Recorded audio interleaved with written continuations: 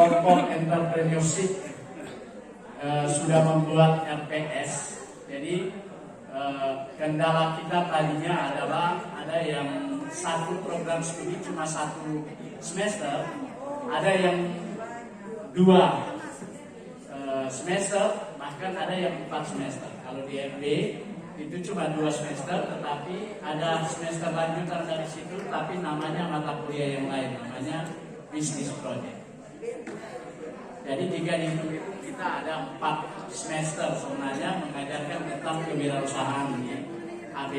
Namun demikian kesepakatan kita di klub entrepreneurship, kita punya RPS yang sama, namun dalam PBL diterapkan menurut prodi masing-masing. Jadi semua orang sekarang sama, jadi akan mengeluarkan RPS yang sama, semua akan mengikuti pembelajaran pertama apa yang dikasih, namun kasus dan lain-lain itu disesuaikan dengan prodi masing-masing. Jadi kalau kami dicontoh di manajemen bisnis, tentu lebih ke bisnis. Namun demikian, hampir semua prodi yang ada itu juga dilibatkan dalam satu bisnis misalnya. Contoh misalnya di teknik mesin.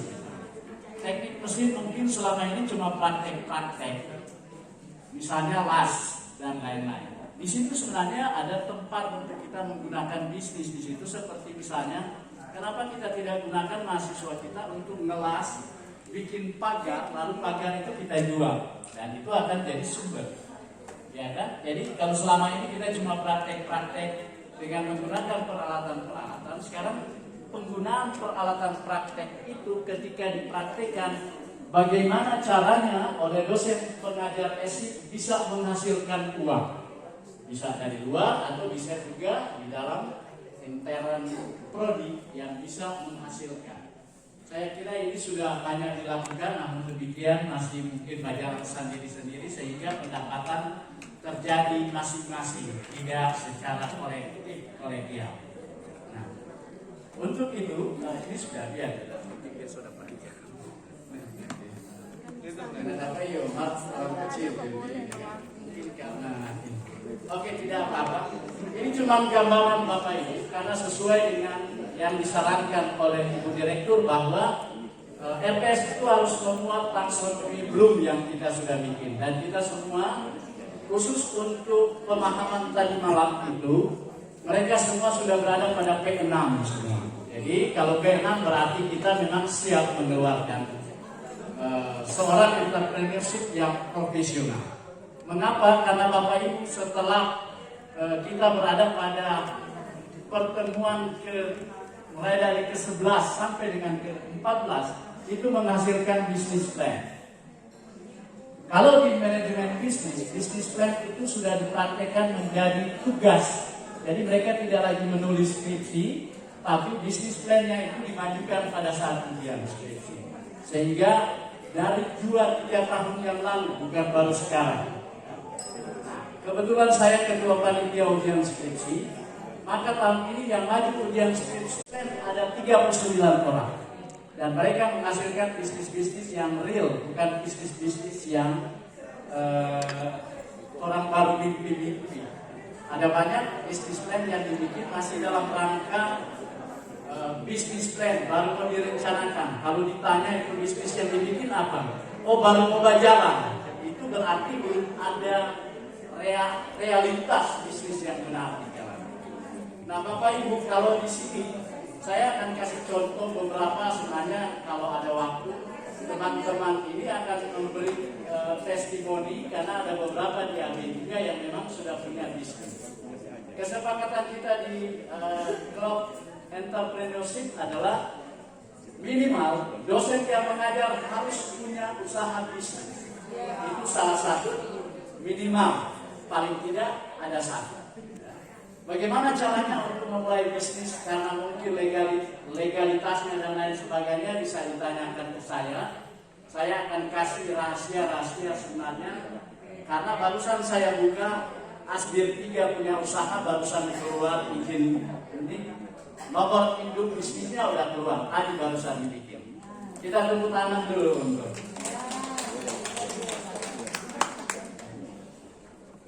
ini karena tidak terbaca karena mungkin kekecilan dia punya ini. Nanti saya share kalau ada yang butuh. Tapi saya sudah share di Club Entrepreneurship Dosen. Ini ada kita di Politeknik masih sudah atau melaunching inkubator bisnis yang menjadi cikal bakal entrepreneurship ini maju atau tidak. Kenapa? Karena inkubator bisnis adalah sarana atau penyediaan space atau konsultan, bukan baru memulai bisnis, tetapi orang yang baru pertama kali memulai silakan diinkubasi masuk sama kita. Untuk kita akan konsultasikan tentang mungkin sulit mendapatkan modal, sulit dari segi marketingnya, sulit dari segi apa saja menyangkut bisnis.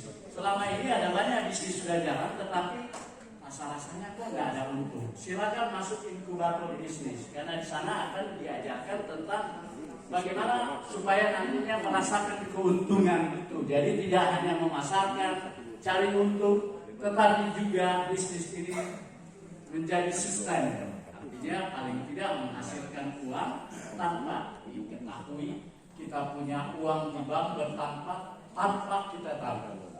Sebagai bukti Bapak Ibu, ini adalah salah satu contoh. Jadi di inkubator itu pengertiannya sebenarnya adalah program atau organisasi yang memberi sponsor dengan tujuan mempercepat pertumbuhan dan sukses suatu startup bisnis.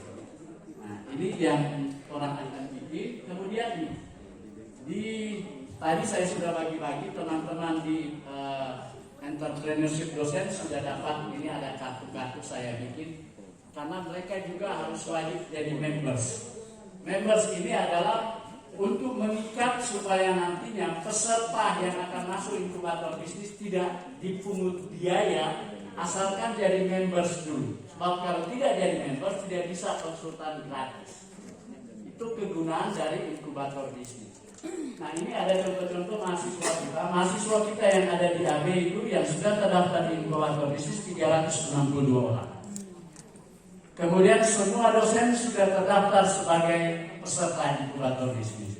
Kita mulai dari AB dulu. Sesudah itu kita akan menyusul semua program studi, bahkan semua di Politeknik kita akan anjurkan untuk menjadi inkubator bisnis.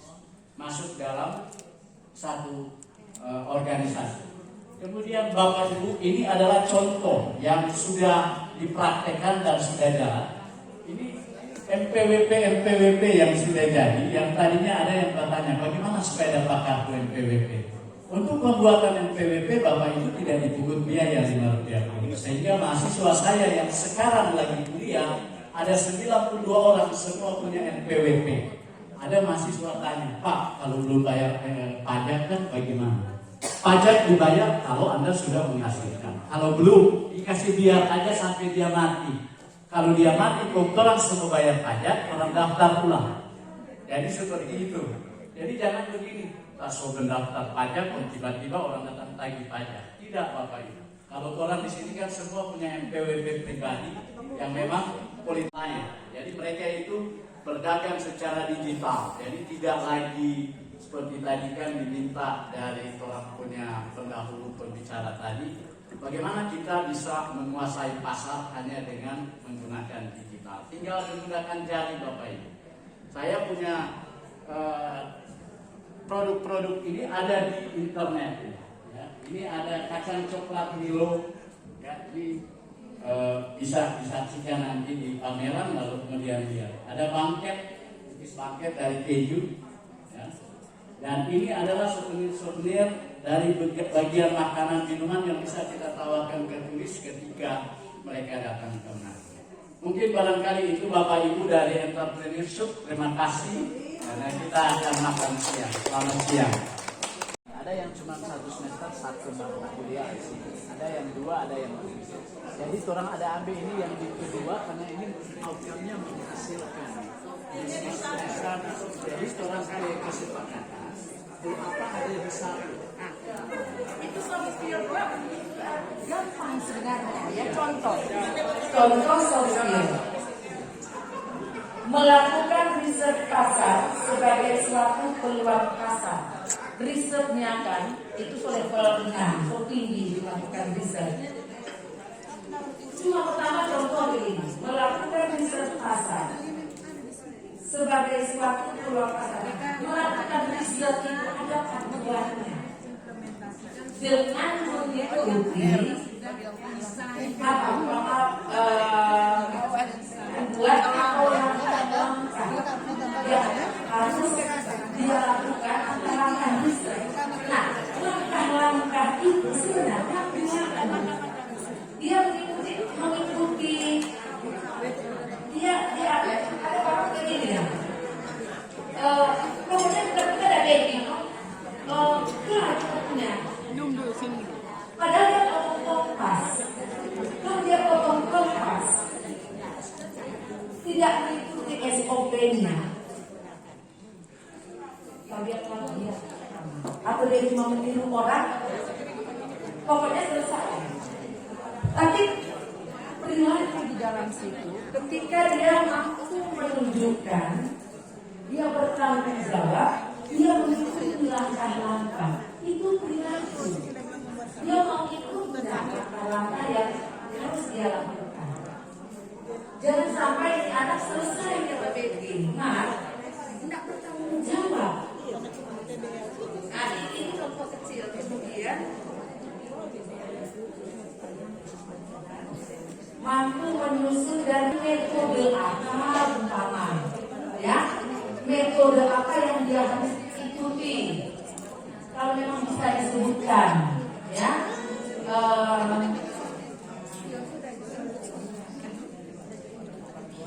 harus disebutkan sebagai seorang demokrat yang pasti dibekali manajerialnya, ya, bertanggung jawab, ya, soft skill-nya itu, ya.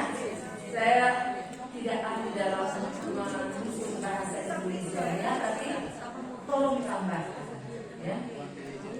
Kemampuan manajerialnya itu sebenarnya bagian dari soft skill, perilakunya juga.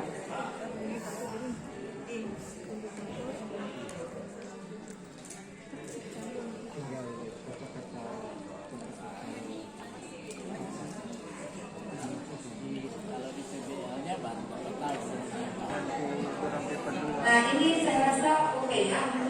Untuk indikator saya hanya membaca indikator saja. Saya tidak membaca materinya, ya. Saya tidak membaca materi. Tetapi dia menunjukkan seperti ini, ya. Ada indikator yang disebut ketepatan analisis mengidentifikasi hasil riset. Jelas seperti itu. Jangan cuma bilang ketepatan menyebutkan. Ketepatan memahami, menyelesaikan soal, ya, menyebutkan tidak tahu menyebutkan apa, tidak tahu kata tujuannya seperti apa. Nah, kalau ini kan ada, ya, ketepatan menganalisis, mengidentifikasi hasil riset. Iya, karena topiknya riset, jadi disebutkan, ya. Riset lapangan yang terkait dengan peluang dan ide industri lebih spesifik lagi disebutkan, ya. Kalau bisa ada indikatornya, kalau ada dalam angka bisa lebih bagus ada dalam angka supaya proyek ini cuma 3, sementara kita ada bilang 4, berarti ada 75 ada nilai, kan jadi enak. Jadi indikator itu biar jadi dosen bagus sekali. Kalau dia jelas dari RPS, ini dosen baru dan nanti bapak tanya ke dosen senior, ini maksud ini bagaimana? Karena kalau dia jelas dari indikator, bahkan sampai menyebutkan angka, itu dosen baru yang mengajar, kebanyakan tanya, orang dia tak capek menerangkan. Akan menjadi satu persepsi semuanya, ya, antara dosen paralel. Ini ketepatan mensimulasikan implementasi manajemen dan organisasi dalam bisnis. Oke, ya, lebih tegas dia menyebutkan indikatornya. Ya, mungkin yang lain, mohon maaf dari bahasa Indonesia. DP materi ditambahkan ya. Kalau tidak bisa menyebutkan dalam angka tidak apa-apa, tapi